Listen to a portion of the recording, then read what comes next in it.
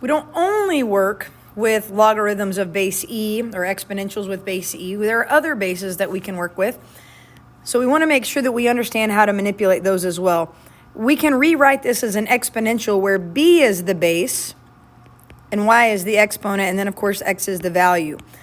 So these two pieces mean the same thing. They're just written in different ways because they're solving for different missing pieces. This is solving for the exponent, and this is solving for the value.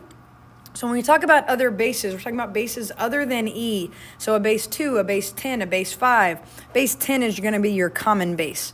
So when we solve these, this is going to be more of an Algebra 2 or pre-cal review situation.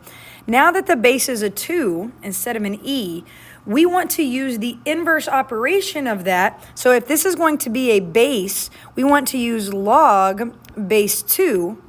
And basically, we're going to do this to both sides. If we have log base 2 here, we can apply to both sides. So we are dealing with a situation where that log base 2 and that 2 actually reduce one another. Those are inverse operators of one another. So we end up with 3x equals log base 2 of 45. So the exact answer I would divide by 3 on both sides would be 1/3 log base 2 of 45. And that's fine, but I don't have a really good feel for what that number really represents, right? Like I'm going to have to really think about, okay, 2 raised to what power is equal to 45? About what is that? That's going to take a little work on my part. And then, of course, I have to divide by 3 as well. So if you have access to a calculator will certainly help just a bit in that you can use that to find the decimal. Now, this log down here by the 7, okay, this piece right here, if you press log, that's going to give you the common base. So you'll notice that you don't see a base at all. That's going to be automatically be a base 10. We don't want that. What we want to do is we want to press math, and we want to go down to log base right there at A, and that'll allow you to type the base that you want. So log base 2 of 45, that'll give you the decimal.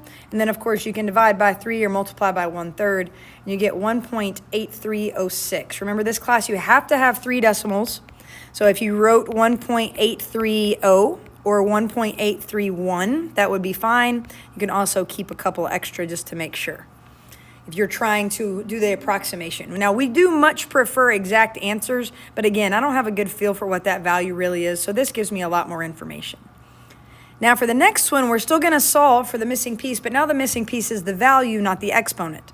So we do what we call exponentiating, right? This idea of 5 raised to this power. So 5 raised to the 3rd. So this is now the base. I've basically created a base situation. When you raise 5 to that power, those reduce one another. And again, just to make sure that you see this right here is just a rewrite of this information. Okay, so you can see that this log looks like this, and then this is the exponential, look like that. So it's just a rewrite, but I wanted you to see that mathematically what you are doing is a log base 2 on both sides. Same thing happens here.